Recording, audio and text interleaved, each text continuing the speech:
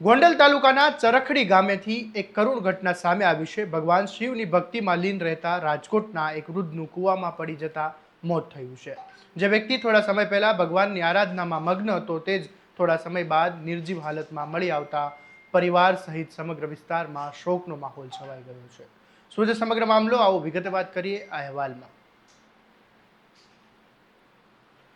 નમસ્કાર, હું છું આસિફ કાદરી અને સ્વમાન સાથે તમારું સ્વાગત છે। રાજકોટના મવડી ચોકડી વિસ્તારમાં રહેતા 65 વર્ષીય કાબાભાઈ ચકુભાઈ ઉમરેટિયા છેલ્લા 15 દિવસથી ગોંડલ તાલુકાના ચરખડી ગામ નજીક આવેલા પોતાની માલિકીની વાડીમાં નિયમિત આવતા હતા। ચરખડી હાઈબોન્ડ સિમેન્ટ ફેક્ટરી પાછળ આવેલી આ વાડીમાં તેઓ વૃક્ષારોપણનું કામ કરતા હતા।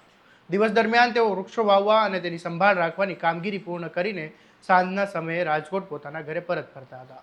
પરિવારજનો અને સ્થાનિકોના જણાવ્યા મુજબ કાબાભાઈ ભગવાન શિવ ભક્તના પરમ ભક્ત હતા। તેઓ જ્યાં પણ રહેતા ત્યાં દિવસની શરૂઆત ભગવાનની પૂજા અર્ચનાથી જ કરતા હતા।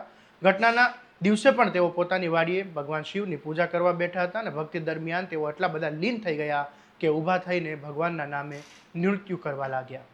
પૂજા પૂર્ણ કર્યા બાદ તેઓ નજીકમાં આવેલી વિનુભાઈ ગજેરાની વાડી તરફ ગયા, પરંતુ ત્યાં એક દુર્ભાગ્યપૂર્ણ અકસ્માત બન્યો। ચાલતા ચાલતા અચાનક તેમનો પગ લપસ્યો અને તેઓ આશરે 70 ફૂટ ઊંડા કૂવામાં ખાબકી પડ્યા।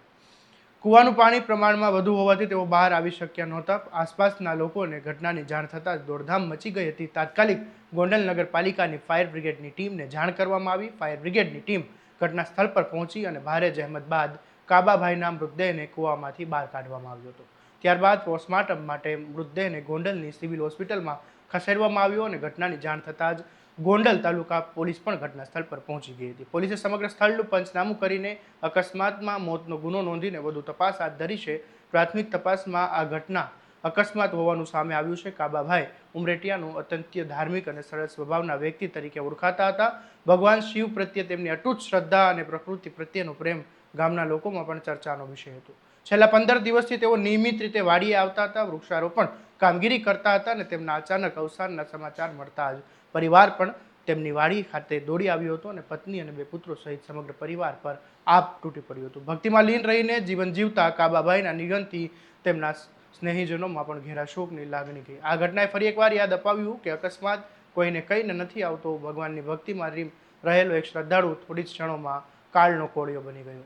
આ મામલે તમારું શું કહેવું છે અમને કોમેન્ટ કરીને જરૂરથી જણાવજો। આવા દરેક અપડેટ માટે તમારા સ્વમાનને ફોલો અને સબસ્ક્રાઇબ કરી દેજો। નમસ્કાર।